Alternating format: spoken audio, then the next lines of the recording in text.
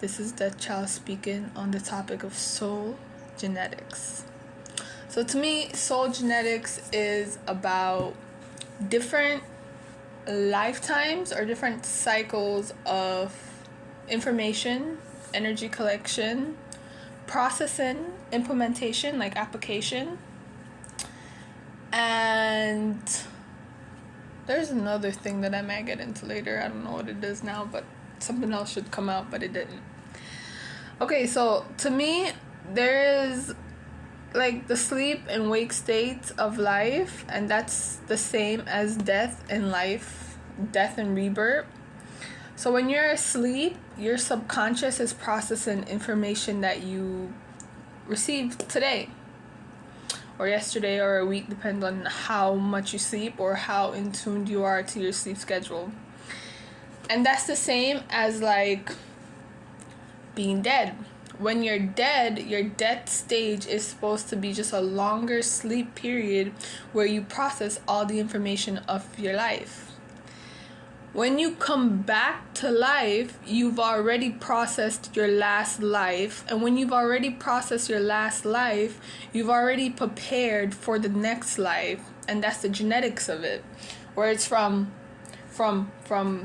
point A to point B, you're aware of what happened, whether you process it through sleep or death. So the people who are conscious of their nightly process may not need to die because they are resting, they're restoring, and they are utilizing the previous days to plan for the next day.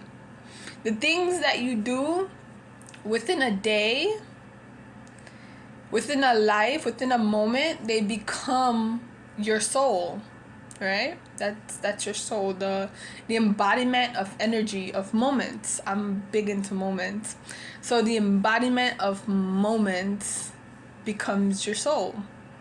Energy is intangible information. It's like the manual, the how to do it, what to do, how to tie a tie type of thing, right? That's it. That's the entire concept of soul genetics. Like genetics, I feel like we get it wrong when we think genetics has to do with people, like, and it became where it had to do with people, but it's not supposed to. It's supposed to be like an independent journey. Excuse me. While we are connected to people and spirits, they're not always a part of our journey. Our journey is mostly alone. So if we're focused on this person was my cousin and this is how they do that, this is my daughter or my son and this is how they process information, this is how they work, this is how light passed through them, this is how they operated in nature, you're not really focused on I'm that child, this is how I operate, this is how I move, this is the way my mind works, this is the way I need to inform myself to get further.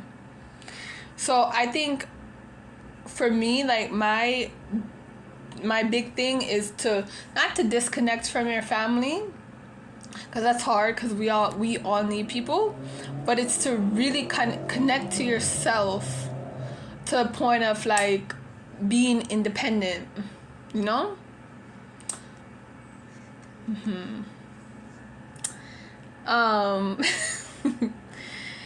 Okay, so we spoke on the death and like life cycle of the generations and the generations of time. The generation of independence is what I was talking about when I spoke of like the disconnection from people so that you can focus on yourself. Like a spiritual or evolutionary journey is about yourself. It's about the whole, like, the entire cosmic force and the entire energetic force. So while that includes people and human beings, mothers and sisters, it includes birds and plants, dirt and dust. So it's like you everything is included, but at the end of the day, you're not separating yourself, because you're still within that cycle of evolution, but you are the center of your evolution. The dust is the center of the dust evolution. Like, what's the evolutionary process of dust or star particles? Only a star particle or dust would know, because that dust and star particle is focused on said self. Whereas the evolution and process of me, only I could know, because I'm focused on myself, my own regeneration, my own next life, right? All right. So there's 3 words. I'm going to write them down just to clarify my mind. So there's ancestors, right? And that is historically an African term. And it's used now, as far as I can tell, to describe your descendants, I don't know how to spell that. Descendants, so people who came before you, right? There's karma, which is the repercussion of action, right? And there's samsara, or dharma. No, samsara is the old cycle. Dharma, maybe I don't fully understand this word yet, but I think it's describing the current moment. So karma is relatively like an English Western philosophy type of term. So like America, English speaking countries and places like that.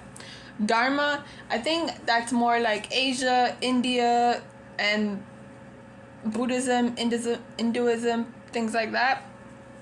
So Dharma is explaining the current happenings, right?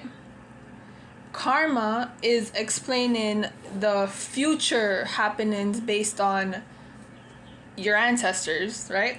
So the ancestors, to me, this is so confusing, but to me, ancestors, if I break the word down, right, it's han, set, ses, ters. So ancestors, the hands you set for yourself. And when I thought about it today, it lines up with karma, right? As in, based on the things you do today, you're staging your life for tomorrow, and you reap your karma. Karma is not necessarily a bad word. It's good. There's good karma and there's bad karma. So your ancestor is based on the actions of today, but it is the dharma, the ancestor, and then the karma. So while you're doing the dharma, you're in your moment, focusing on yourself, like recording my video. You are setting up yourself, like I'm setting up myself to be more comfortable tomorrow on camera, to be able to process information faster, so I have more accurate information to when I record. The karma that I reap from that is confidence, being informed, being a teacher, but also being a student, because at the same time I'm kind of learning. Maybe I just took that from Oprah too deeply, if it makes sense. And I think, okay, I'm trying to get out of the whole like race thing, and it's really kind of hard, because it's like complicated, right? Because I understand the concept of like we're all just energy and this is just our bodies, but our bodies look a certain way. And because our bodies look a certain way, because we process information and energy a certain way.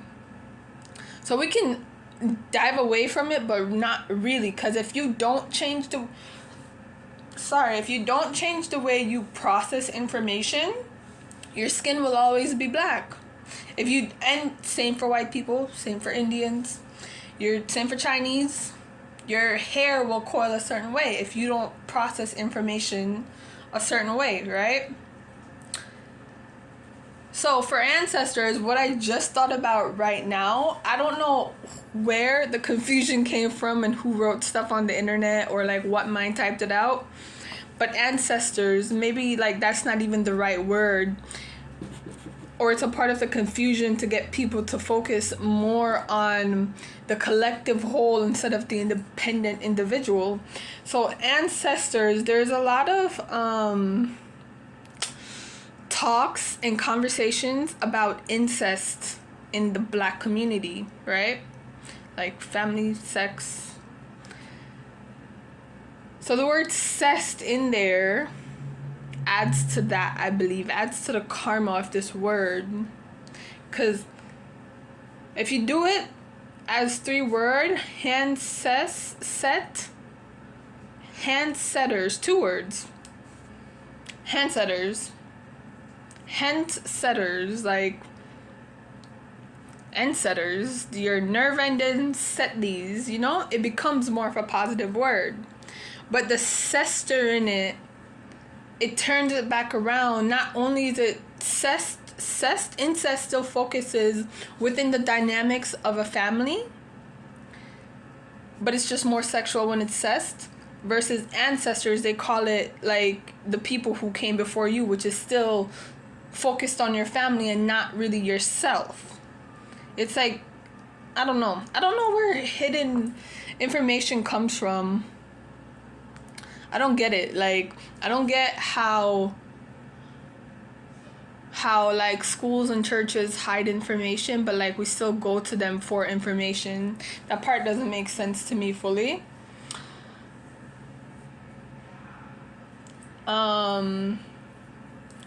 What else? Maybe nothing else. To sum it all up, moving forward in life, there should be more of a focus on your independent studies of yourself than of the collective. Not of the collective, but of people.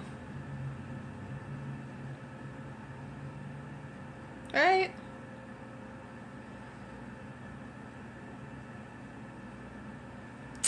Oh no. Yeah. Goodbye.